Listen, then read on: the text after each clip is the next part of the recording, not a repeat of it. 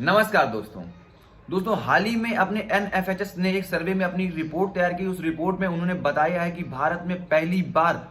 पुरुषों से ज्यादा महिलाओं की संख्या अधिक है, यानी 1000 पुरुषों की तुलना में 1020 महिलाएं हैं। तो दोस्तों आगे सबसे पहले हम लोग समझते हैं कि ये एनएफएचएस है क्या। दोस्तों इसको बोलते हैं नेशनल फैमिली हेल्थ सर्वे, जिसको हिंदी में कह सकते हैं राष्ट्रीय परिवार स्वास्थ्य सर्वेक्षण। भारत सरकार का स्वास्थ्य एवं परिवार कल्याण मंत्रालय इसको गाइडेंस एवं टेक्नोलॉजी प्रदान करने के लिए मुंबई में स्थित international institute of population science उसको एक प्रकार से नोडल एजेंसी की तरह ये काम करती है। बेसिकली दोस्तों एनएफएचएस का जो काम होता है वो होता है स्वास्थ्य परिवार कल्याण से संबंधित जो भी प्रकार की जो इशू होते हैं उन इशू के बारे में उनको जानकारी प्रदान करना तथा उनसे जो भी संबंधित जो भी प्रकार का डेटा होता है उस डेटा को प्रोवाइड करवाना, उस डेटा को प्रदान करना इनका काम होता है। तो दोस्तों ये जो डेटा आया है जिसमें बताया गया है कि 1000 पुरुषों पर 1020 महिलाएं हैं, तो दोस्तों ऐसा पहली बार हुआ है, क्योंकि दोस्तों सन 2015 और 16 के मुताबिक जो एनएफएचएस 4 का जो डेटा आया था उस डेटा में बताया गया था कि 1000 पुरुषों पर जो महिलाएं की संख्या है वो 991 है। लेकिन दोस्तों इस बढ़त में जो महिलाओं की संख्या अधिक दिखाई गई है, इस बढ़त को समझने से पहले हमको सबसे पहले एक बात ये ध्यान रखना होगा कि ये जो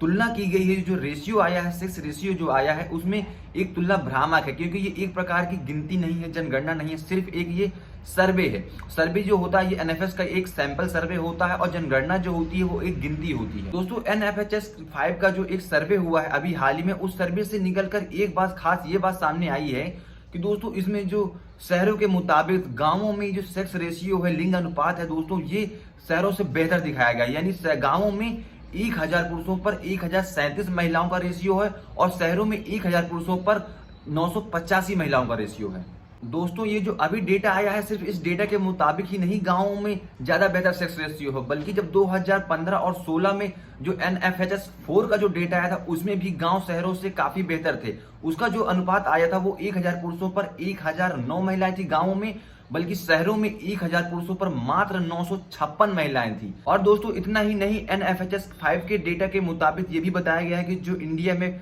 फर्टिलिटी रेट है, प्रजनन दर है, उसमें भी काफी गिरावट आई है, यानी कि जो रिप्लेसमेंट रिमार्क होता है 2.1 वाला रिमार्क उसने भी इंडिया क्रॉस कर दिया है। अब ओनली 2 फर्टिलिटी रेट हो गया इंडिया का। दोस्तों आप ये रिपोर्ट देख सकते हैं, इसमें हर इंडिया के अदर स्टेट के बारे में दिखाया गया है और ये भी बताया गया कि चंडीगढ़ में 1.4 फर्टिलिटी हो गया है, जो कि बहुत ही अच्छा रेट कह सकते हैं इसको। लेकिन दोस्तों ये जो आंकड़े आए ये आंकड़े कितना सही है या कितना गलत है, उसके लिए हम लोग देखते हैं कि मुंबई में स्थित एक हेल्थ रिलेटेड इश्यूज पर काम करने वाली एक गैर सरकारी संस्था है जिसका नाम सेहत है। उसकी जो ऑर्गेनाइजर है संगीता रेगे, वो कहती हैं कि जो नेशनल फैमिली हेल्थ सर्वे है ये माइग्रेशन पर ध्यान नहीं रखता है। मतलब कि जब ये लोग सर्वे के लिए जाते हैं, सैंपलिंग के लिए जाते हैं, तो वहां पे जो पुरुष होते हैं वो काम करने के लिए क्या पता किसी गांव या किसी शहर में चले जाते हैं, इस वजह से उनको लगता हो कि महिलाओं की तादाद जो है वो ज्यादा है। तो दोस्तों इसका मतलब क्या कि जो सर्वे आया है, सर्वे के आंकड़े क्या गलत हैं? दोस्तों सरकार की तरफ से ये survey international institute of population science ने किया है। संस्थान में माइग्रेशन और अर्बनाइजेशन स्टडीज के प्रोफेसर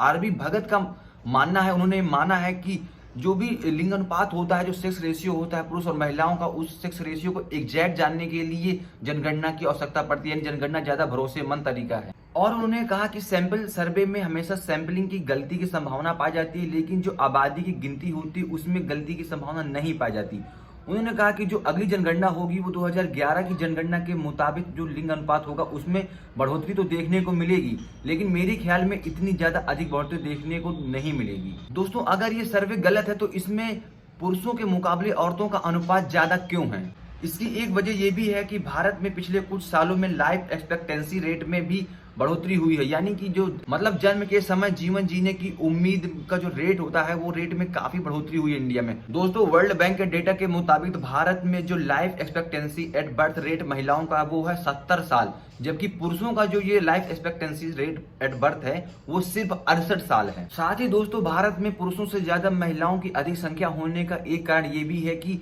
गर्भवती होने और बच्चा पैदा करने के तुरंत बाद जो मौतें हो जाती थी, यानी मैटरनल मॉर्टेलिटी जो रेशियो था उसमें भी काफी सुधार हुआ है। स्वास्थ्य मंत्रालय की ओर से लोकसभा में दी गई एक जानकारी के मुताबिक उनके सर्वे ने पाया है कि ये जो दर थी मैटरनल मॉर्टेलिटी रेशियो की, वो साल 2014 और 16 में 1 लाख बच्चों पर 130 माताओं की मृत्यु हो जाती थी, उनकी मौतें हो जाती थी। और उसके बाद 2018 और 19 में जो वो मोर्टेलिटी रेट है वो रेट हो गया है 1 लाख बच्चों पर 113 महिलाओं की मौतें होती हैं। और दोस्तों इसका एक कारण ये भी हो सकता है कि पिछले कुछ दशकों में केंद्र सरकार द्वारा कई सारी योजनाएं जो महिलाओं को मद्देनजर रखकर बनाई गई हैं, उनमें से लोगों ने अपने परिवारों में पहले महिलाओं को ज्यादा इतना मान सम्मान या इतनी सारी जागरूकता उनको नहीं दी जा सकती थी, लेकिन अब उन योजनाओं का लाभ उठाने के लिए महिलाओं का नाम रजिस्टर करवा रहे हैं। इसके वजह से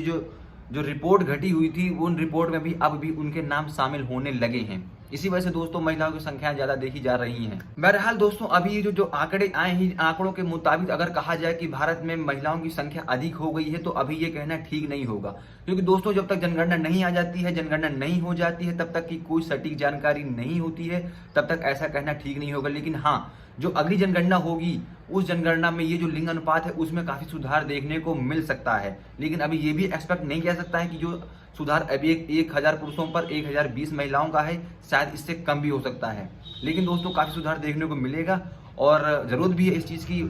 हमारे देश में कि महिलाओं की जो रेशियो है, महिलाओं का जो अनुपात है उसमें बढ़ोतरी हो, जिससे हमारे देश का नाम भी रोशन हो और महिलाएं आगे चल करके काफी सारे अपने सहयोग योगदान जैसे प्राप्त करती चली आई हैं और योगदान देती चली आई हैं, वैसा योगदान देती रहें।